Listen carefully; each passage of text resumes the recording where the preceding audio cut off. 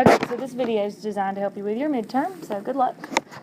Each unit has a set of questions that actually kids put together, so before each unit, pause the video and see if you can answer all those questions.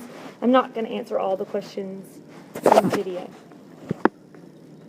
Okay, so there's the first half of Unit 1's questions. There's another one for biochemistry. Okay, so the first thing I'm going to address is surface area to volume. Remember that cells want to have a larger surface area so that they can transport things in and out. But as you can tell from the picture, the volume actually grows faster. So when a cell gets to a certain volume, it's going to have to divide because it needs a larger surface area. So if you're asked which cell is the most efficient, pick the one with the largest surface area. You'll have your formula sheet on your test, but remember that those formulas are on the bottom left of the back page. So you definitely want to know how to calculate that. Okay, the next thing is the Miller-Urey experiment. This experiment shows that we could take inorganic molecules and make organic molecules. And they used right here, they used a spark to represent lightning, and they put different types of gases, different types of water in the system to make an organic molecule. So I think they made like amino acid. They made small monomers. They didn't make a bacteria or anything like that, but they made small amino acids or some of the small monomers that would make the 4 organic molecules. The thing here to know is what they did was they tried to simulate the early life, so with the methane gas and water, and they proved that with lightning it's possible that organic molecules could be made. So that organic molecules could be made. One thing to note here is that oxygen was not available. So there was no oxygen in this system. A lot of times I forget to ask that question.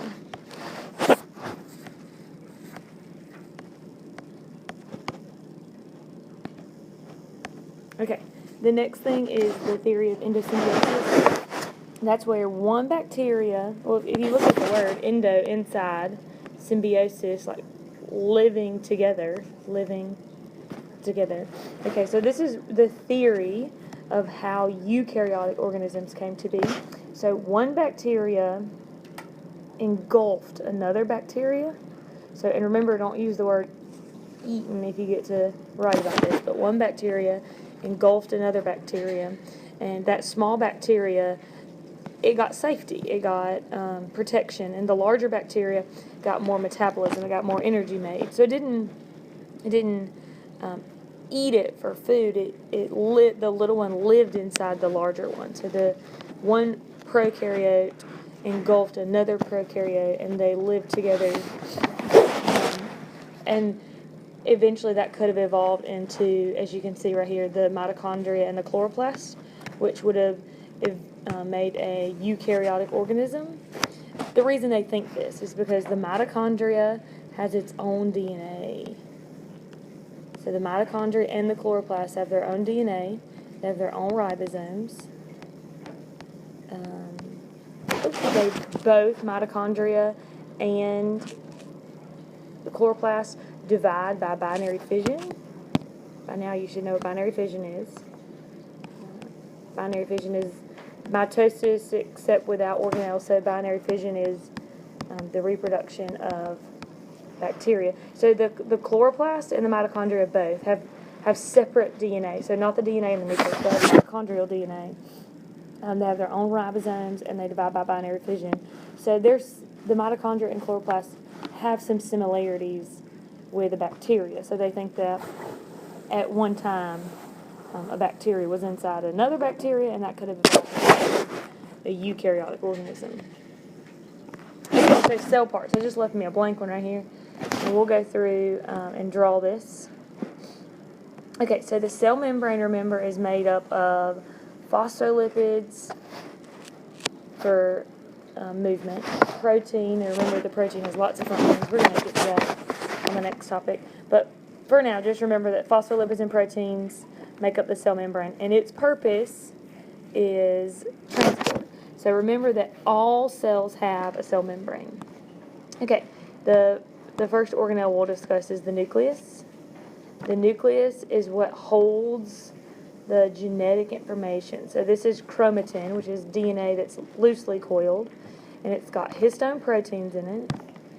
Like some histone proteins. So it's got histone proteins, and remember that this is acetylated DNA, so it's loosely coiled, or chromatin.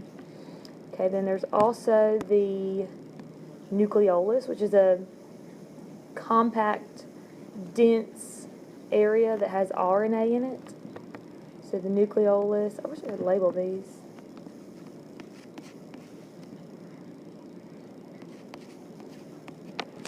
That's where the RNA is. And remember, this was chromatin.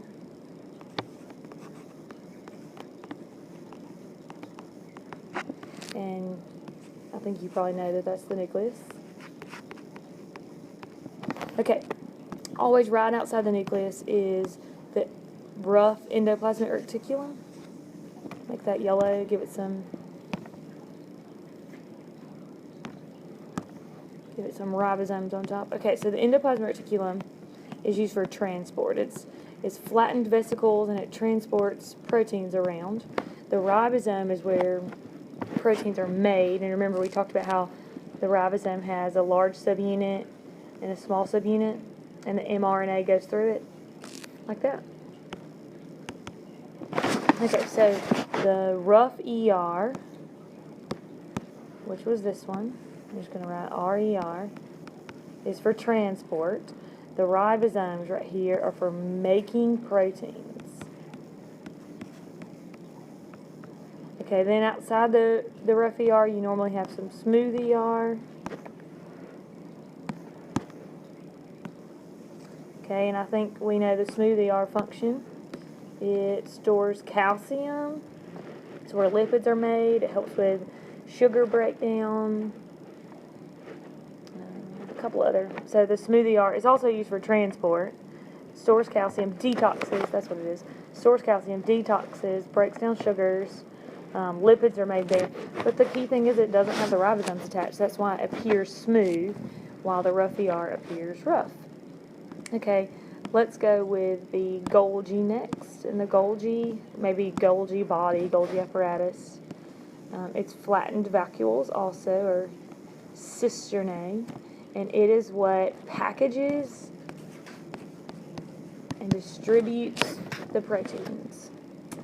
The mitochondria is double membrane, on DNA, on ribosomes. That's where ATP is made, and you should remember cellular respiration is what happens here. Glycolysis, Krebs cycle, electron transport chain. That's cellular respiration, our way of breaking sugar and making ATP. Okay, you have the centrioles. Centrioles make spindle fibers during cell division, made up of microtubules, a hollow protein. You have lysosomes, which would be the organelle that has the digestive enzymes that's going to clean the cell of waste, and you should know now that it ingests the bacteria, or cleans up after the bacteria in macrophages. So macrophages have lots of smooth ER. If you think about, lots of lysosomes. If you think about the smooth ER, if it detoxes blood, well then liver cells have lots of smooth ER because it detoxes the blood.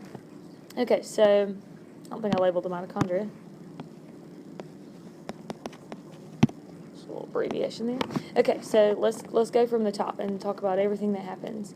The first thing we talked about was the DNA. So DNA is right here in the nucleus, and the DNA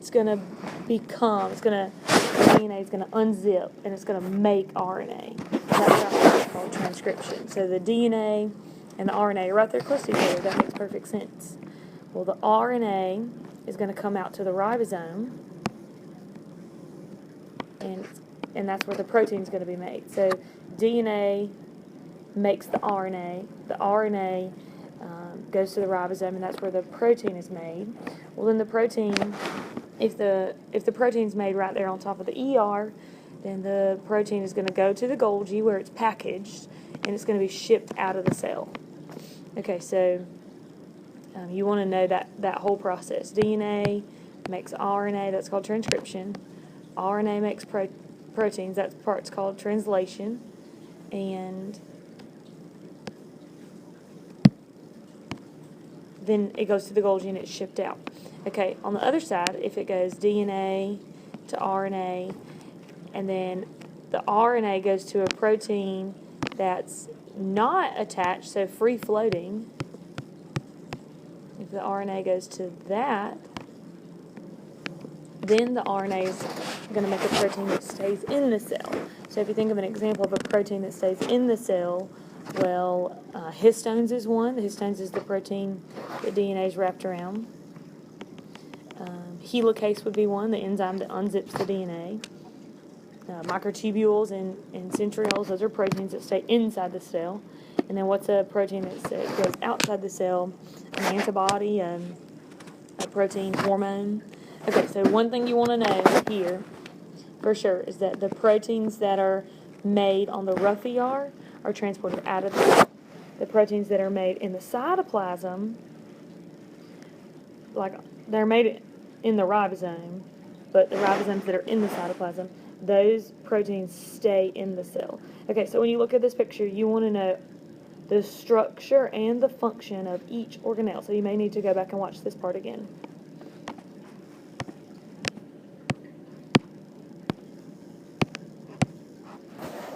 Okay, so talking about biochemistry. So this is still Unit 1. Pause this video.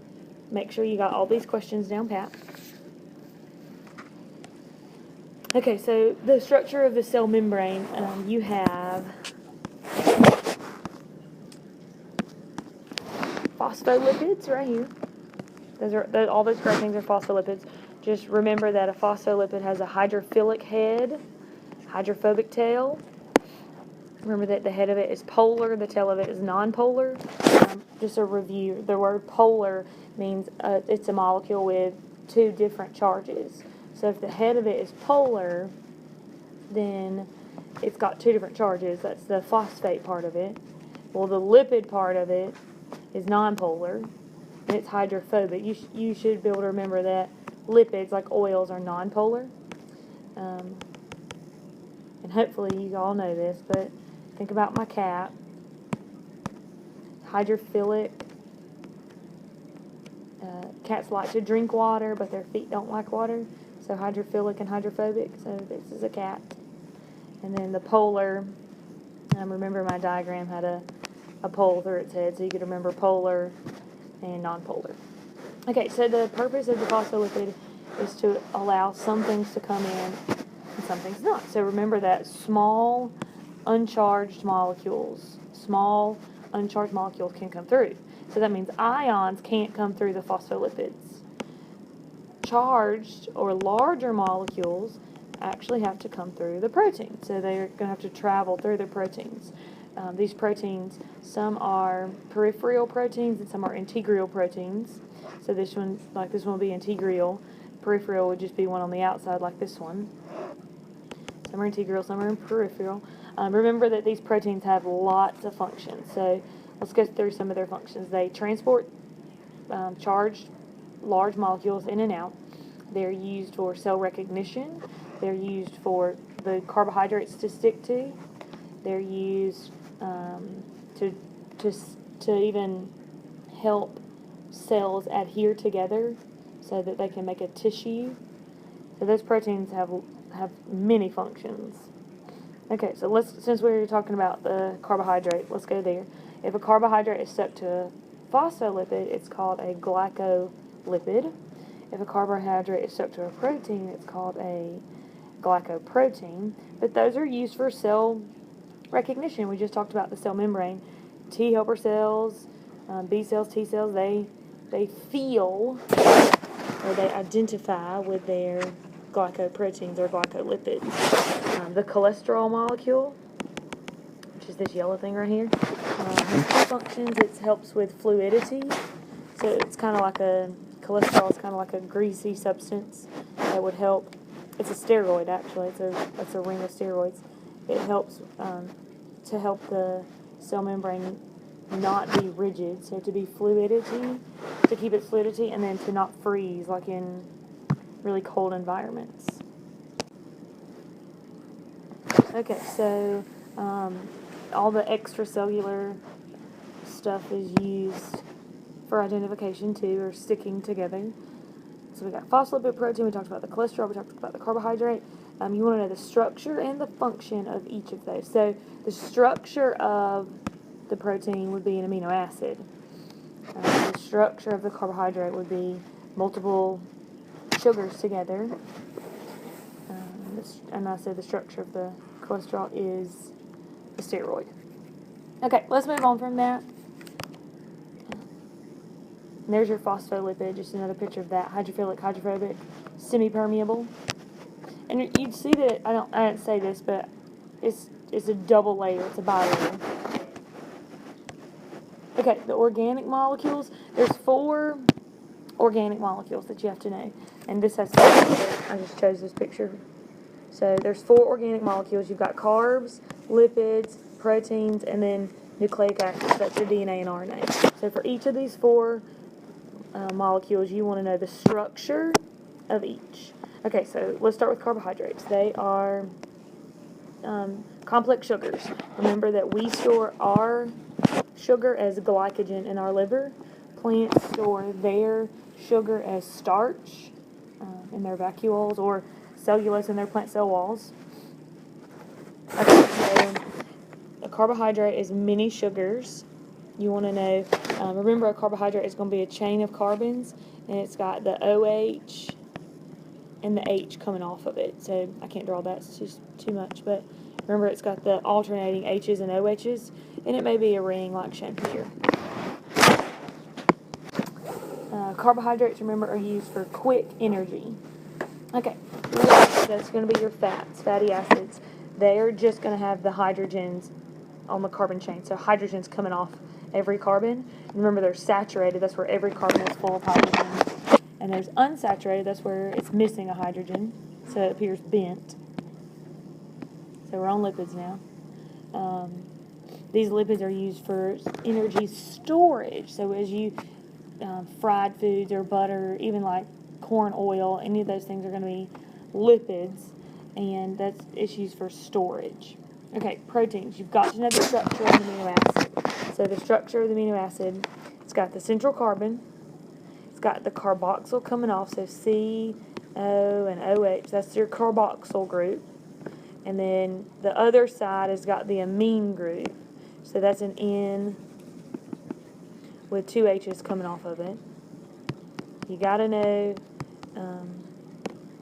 the protein structure. So it's got, on one side, it's got the carboxyl. The other side, it's got the amine. So take a minute, pause the video, draw that a couple times. You want to know that that's going to be the protein structure.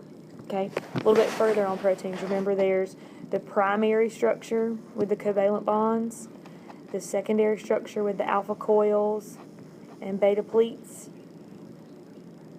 with the hydrogen bonds. The third structure was tertiary, and that's where the disulfide bridges form between those sulfurs.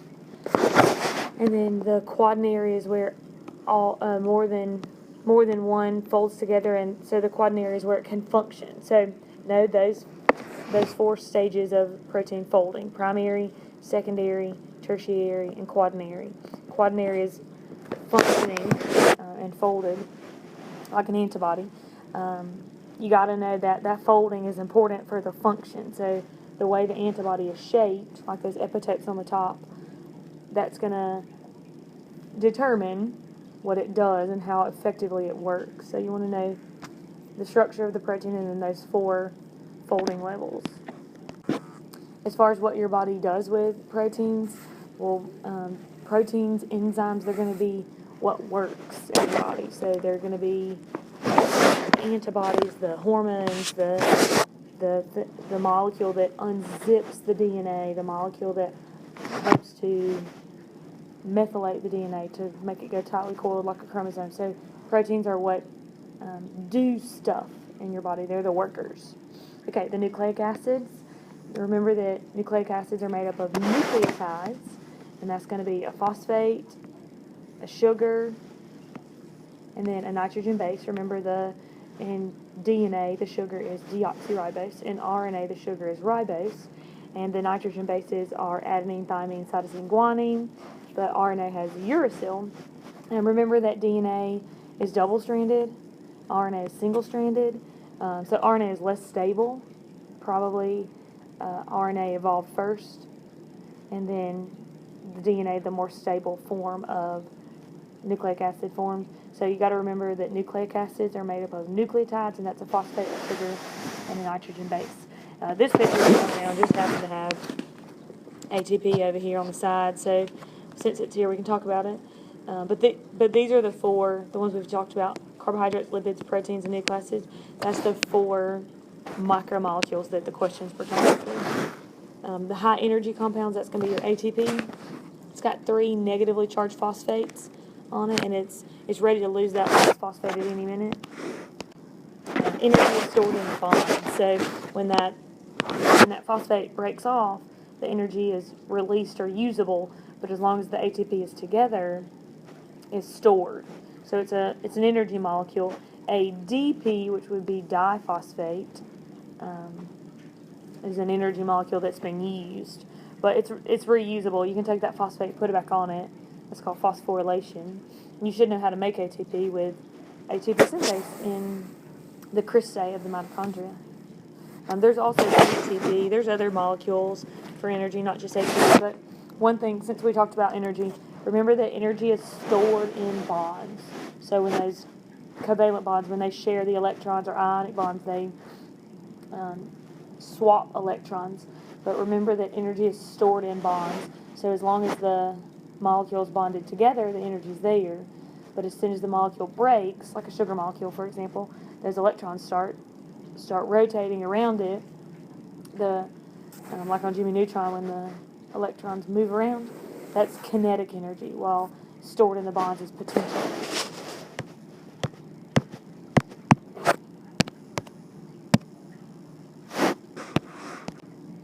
This is a picture of the phosphorus cycle. Just remember that the phosphate actually comes from the weathering rocks, and that's how we get the phosphate for our DNA and for our ATP. Real quick, back to this picture. Make sure that you understand that carbohydrates and lipids, those are going to be carbohydrate. There's going to be carbon, oxygen, and hydrogen, like C6H12O6. So that's going to be carbon, hydrogen, and oxygen. You got to know protein. You got some nitrogen in there. DNA, you got some nitrogen in that nitrogen base. DNA, you also have the phosphate. ATP, you have the phosphate and a nitrogen base.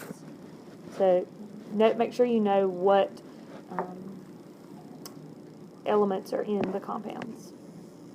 Okay, so the phosphorus comes from the weathering rocks. Remember that phosphorus is in ATP and DNA for us. Nitrogen, I think the big thing here is to know that bacteria drive the nitrogen cycle. So we have nitrogen in our DNA and in our proteins. So the original source, it says in the notes, comes from the atmosphere, but the animals, like us, get it from the plants that we eat, or from the animals that we eat because they eat the plants. And it's excreted in waste, and then bacteria fix the nitrogen, and that's nitrogen-fixing bacteria. And that's going to change the nitrogen into a form that can be used, this NO2 or NO3, that can be used by the plants. So nitrates, nitrites, the bacteria drive the nitrogen, so they change it so that plants can use it again. Okay, so remember, osmosis is the movement of water, diffusion is the movement of other molecules. Neither one of them require energy, so they're both passive transport, probably going through the phospholipid bilayer. Active transport, you've got endocytosis and exocytosis, where the cell makes a vesicle, or it goes through a protein channel that requires energy, so that's active transport. One thing to note, facilitated diffusion is passive transport.